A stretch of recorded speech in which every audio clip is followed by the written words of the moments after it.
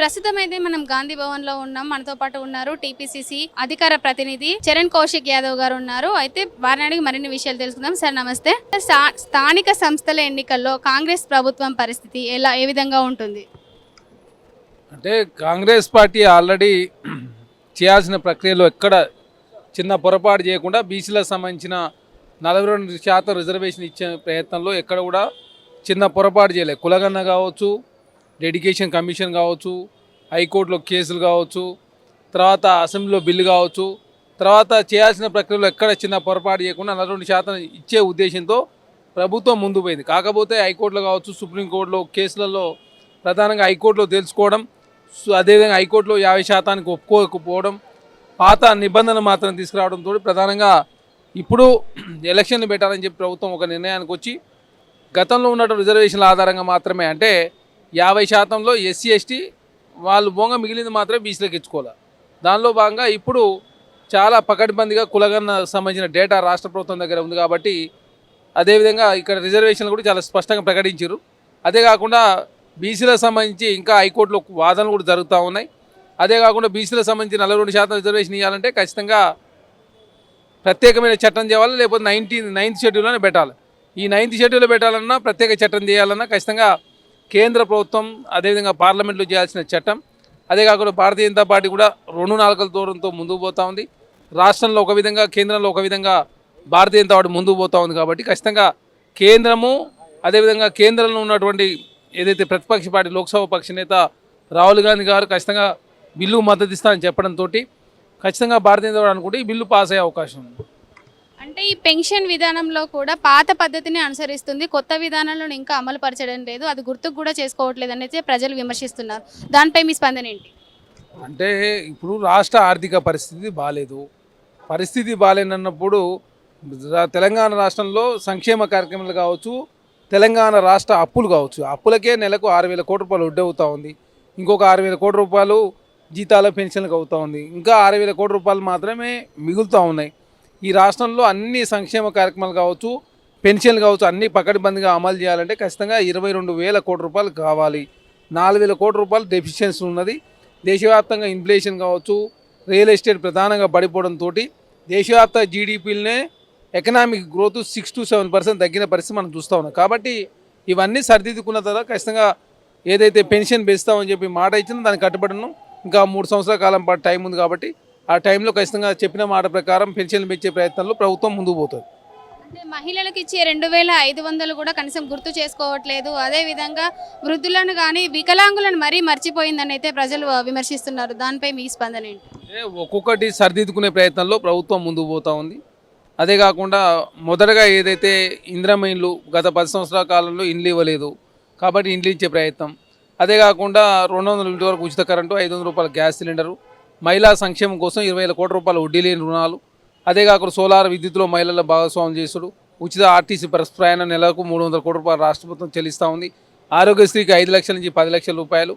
అదే కాకుండా ఎడ్యుకేషన్ బాగా ప్రధానంగా ఇంటిగ్రేటెడ్ క్యాంపస్ల కోసం దాదాపు 10,000 కోట్ల రూపాయలు కేటాయించుకున్నాం. కాబట్టి ఒక్కొక్కటి ఏదైతే విద్యా, వైద్యం, శైత్యం కావచ్చు, అదేవిధంగా సంక్షేమ కార్యక్రమాలు కావచ్చు, ఏది అవసరం ఉంటే దానిలో భాగంగా ప్రయారిటీ ఇస్తూ ముందు పోయే ప్రయత్నం జరుగుతూ ఉంది. అయితే కాకుండా 4th సిటీ నిర్మాణం కావచ్చు, RRR కావచ్చు, RRR రైల్వే రింగ్ కావచ్చు, అదేవిధంగా డ్రై పోర్ట్ కావచ్చు, ఎక్స్ప్రెస్ హైవేలు కావచ్చు, అదే కాకుండా మూసి పునర్జింపజేసే కార్యక్రమం కావచ్చు, హైడ్రా ద్వారా రాక్స్, లేక్స్ కాపాడే ప్రయత్నం కావచ్చు, అదే కాకుండా ప్రతి మండల హెడ్ క్వార్టర్కి డబల్ రోడ్డు ఉండే విధంగా, అదేవిధంగా కాన్స్టిట్యున్సీ హెడ్ క్వార్టర్కు అదేవిధంగా 4 లైన్ల రోడ్డు ఉండే విధంగా ఇవన్నీ కూడా పకడ్బందీగా ఒక్కొక్క కార్యక్రమాన్ని అదేవిధంగా దశల వారీగా పూర్తి చేసుకుంటూ ప్రజలకు ఇచ్చిన హామీ నెరవేర్చే ప్రయత్నంలో ప్రభుత్వం ముందుకు పోతాం. అంటే ఇప్పుడు ఈ కాంగ్రెస్ ప్రభుత్వం స్థానిక సంస్థల ఎన్నికల్లో బీసీలకు ఎలాంటి పెద్దపీట వేయబోతుంది?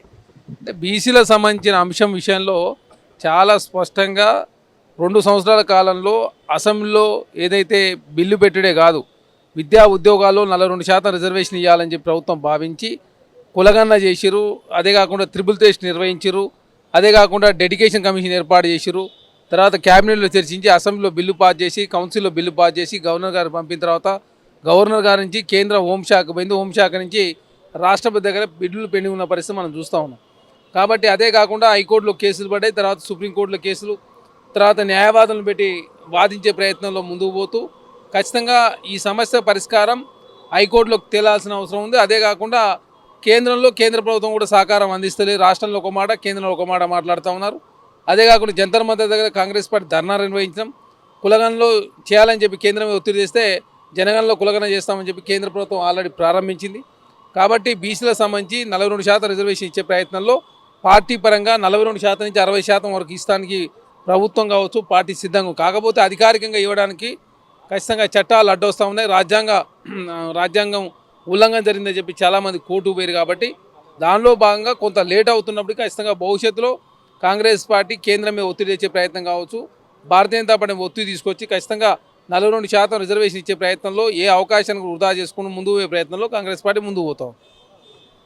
అంటే ధరణిలో లోపాలు ఉన్నాయి, అందుకే భూభారతి చట్టం తెచ్చామనేసి కాంగ్రెస్ ప్రభుత్వం అయితే వెల్లడిస్తుంది. అసలు ఈ భూభారతి చట్టంలో ఉన్న ఉపయోగాలు ఏంటి అసలు? అంటే భూభారతి గతంలో ఏంటంటే డీసెంట్రలైజేషన్, ఏ సమస్య వచ్చినా కూడా ప్రతిదానికి సీసీఎల్ఏ దగ్గర రావాల్సి ఉండే. ఇప్పుడు సీసీఎల్ఏ దగ్గర రాకుండా జిల్లాలో ట్రిబ్యునల్స్ ఏర్పాటు చేశారు. అదే కాకుండా ప్రభుత్వమే న్యాయ సహాయం చేస్తూ ఉంది. అదే కాకుండా విహార వ్యవస్థను పునరుద్ధరించడం, అదే కాకుండా సర్వేయర్స్ కొరత ఉందని చెప్పి ప్రభుత్వం భావించి చాలామంది కాంట్రాక్ట్ బేస్లో సర్వేయర్స్ని తీసుకొని ట్రైనింగ్ ఇచ్చి వాళ్ళకి సర్టిఫికేట్లు ఇచ్చడం. అదే కాకుండా ఆర్డీఓ కొన్ని పవర్సు, తర్వాత జాయింట్ కలెక్టర్కు ప్రతి దానికి సీసీఎల్ఏ రాకుండా జిల్లా స్థాయిలో కావచ్చు, మండల స్థాయిలో, గ్రామ స్థాయిలో సమస్యలు పరిష్కరించే ప్రయత్నాల భాగంగా ట్రిబ్యునల్స్ కావచ్చు, న్యాయ సహాయం కావచ్చు, ప్రతి సమస్యను జిల్లా స్థాయిలోనే పరిష్కరించే ప్రయత్నంలో భూభారత్ తీసుకొచ్చి గతంలో 10 లక్షల ఎకరాలకు సంబంధించినటువంటి సమస్య ఉండే ఆ సమస్యలను కూడా పరిష్కరిస్తూ ఇప్పుడు దాదాపు 9 లక్షల ఎకరాలకు సంబంధించిన సమస్య పరిష్కారమైంది. ఇంకొక 1,00,000 ఎకరాలకు సంబంధించిన సమస్య పరిష్కారం కాలేదు. అదే కాకుండా ధరణి పేరు మీద పెద్ద ఎత్తున లక్షల ఎకరాలు కూడా ప్రభుత్వ భూములు ప్రైవేట్ వ్యక్తుల చేతులు పోయినాయి. అదే కాకుండా అటవీ భూములు కావచ్చు, భూదాన భూములు కావచ్చు, వక్ఫ్ బోర్డు భూములు కావచ్చు, అదే కాకుండా తెలంగాణ రాష్ట్ర సీలింగ్ భూములు కావచ్చు, అదే ప్రభుత్వ భూములు కూడా ప్రైవేటు పరమైన పరిస్థితి మనం చూసినాం. కాబట్టి ఇవన్నిటిని ఒక్కొక్కటి సరిదిద్దుకునే ప్రయత్నంలో భూభారత్ ద్వారా తెలంగాణ రాష్ట్రంలో రైతులకు మేలు జరిగే ప్రయత్నంలో భాగంగా టెక్నాలజీ ఉపయోగించుకుంటూనే ఖచ్చితంగా ప్రజలు ఎదుర్కొన్న సమస్య పరిష్కరించే ప్రయత్నం ప్రభుత్వం చేస్తూ ఉంది. అంటే ప్రజావాణిలో వచ్చే ఫిర్యాదులు మాత్రంగానే ఉంటున్నాయి, వాటికి పరిష్కారం అయితే దొరకట్లేదు అనేసి అయితే కొందరు ప్రజలు వాపోతున్నారు. వాటిపై మీ స్పందన ఏంటి? ఇక్కడ ప్రజావాణి జరుగుతూ ఉంది. ప్రతి మంగళవారం, శుక్రవారం ప్రగతి భవన్లో ప్రజావాణి జరుగుతూ ఉంది. కలెక్టర్ ఆఫీసులో ప్రజావాణి జరుగుతూ ఉంది. 80,000 అప్లికేషన్లు వస్తే ఇప్పటివరకు 50,000 అప్లికేషన్లు పరిష్కరించారు.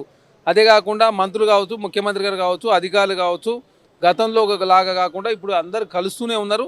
ప్రతి సమస్యకు పరిష్కారం చూపించే ప్రయత్నంలో ప్రభుత్వం ముందుకు పోతూ ఉంది. కాబట్టి తెలంగాణ రాష్ట్రంలో ఇందిరమ్మ ఇల్లు కావచ్చు, రేషన్ కార్డులు కావచ్చు, అదే కాకుండా కొత్త పెన్షన్ సంబంధించి ఇవ్వాలని సదుద్దేశంతో ప్రభుత్వం ముందుకు పోతూ ఉంది. భూభారత్ తీసుకొచ్చారు. అదే కాకుండా బీసీలకు సంబంధించిన అంశం విషయంలో ఎక్కడ వెనకకు పోయే ప్రసక్తే లేకుండా ముందు పోయే ప్రయత్నంలోనే ప్రభుత్వం ముందుకు పోతూ ఉంది. రుణమాఫీ చేసారు, 500 రూపాయలు బోనస్ ఇస్తూ ఉన్నారు. కాబట్టి కాంగ్రెస్ పార్టీగా ఎక్కడ కూడా చిన్న పొరపాటు చేయకుండా ఖచ్చితంగా ప్రజలకు ఇచ్చిన హామీ నెరవేర్చే ప్రయత్నంలో ముందుకు పోతూ 417 హామీలు ఇస్తే దాదాపు 200 హామీలు ఇప్పటివరకు నెరవేర్చడం, భవిష్యత్తులో మిగతా హామీలు నెరవేర్చే ప్రయత్నంలో ప్రభుత్వం ముందుకు పోతాం. చూసారు కదండి, కాంగ్రెస్ ప్రభుత్వం ప్రజల అభ్యున్నతకు ఎప్పుడూ ముందే ఉంటుందనేసి అయితే అంటున్నారు. కెమెరామ్యాన్ మురళితో స్వాతి, స్టూడియో 18 న్యూస్, హైదరాబాద్.